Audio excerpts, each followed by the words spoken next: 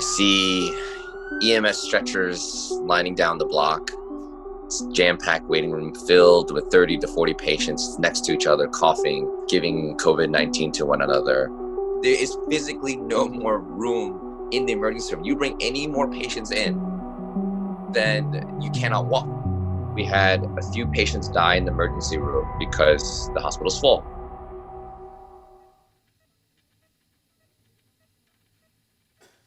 All I'm seeing are people who are vulnerable, people who are weak, people who are scared.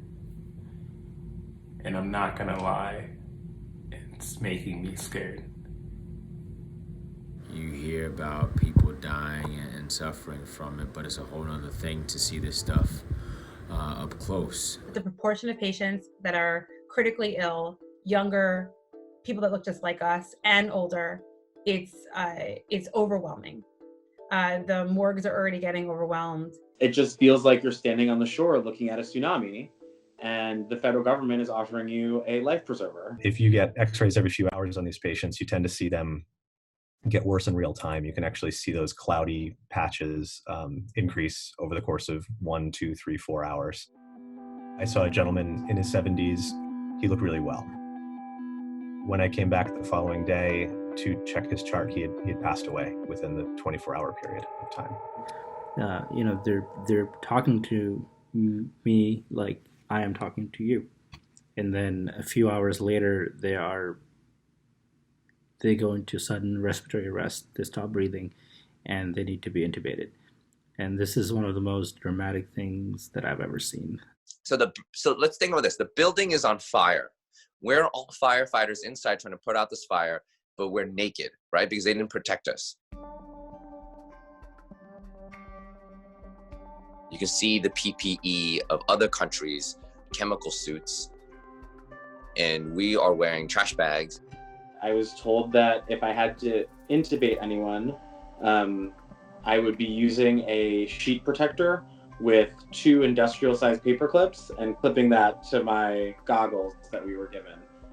Did you feel safe wearing that? Absolutely not. We feel like guidelines are changing not because science recommends they change, but because we just need people and we need warm bodies in the ER. This is very distressing to me because I don't know if this is going to be the next shift that I go in and I get the virus. There's nothing that differentiates any of us from the people who become devastatingly sick. And that is, that's scary.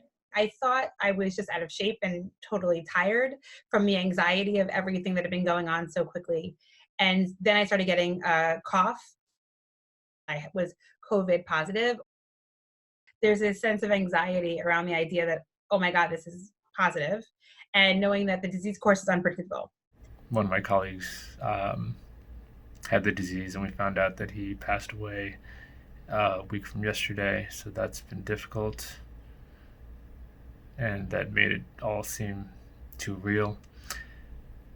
Everyone's talked about their contingency plans if they did get sick. We've talked about who gets our pets, which is somewhat of an easier discussion than who gets your children. If all of us are calling out sick, there are no more doctors left. There are no more nurses left. I intubated a nurse the other day from COVID-19.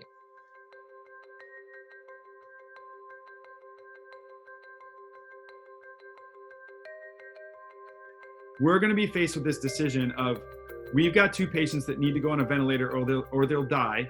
We have 1 ventilator.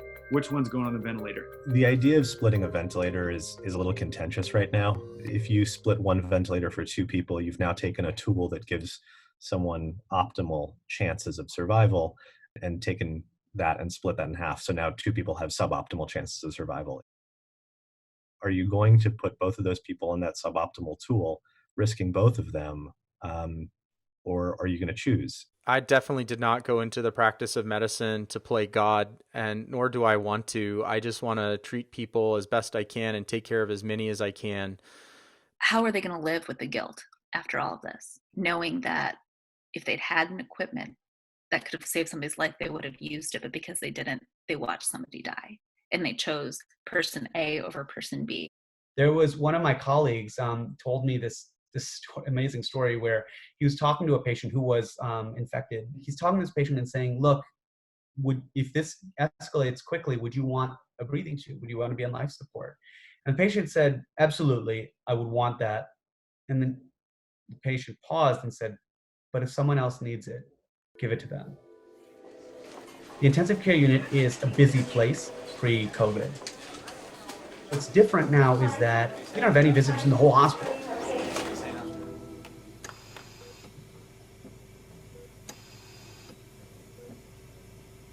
The worst part about COVID-19 is that patients die alone without their families by their side. Just imagine that you're dying alone and you're not able to say goodbye one last time to your parent, grandparent, son, daughter, friend, or really anybody you care about.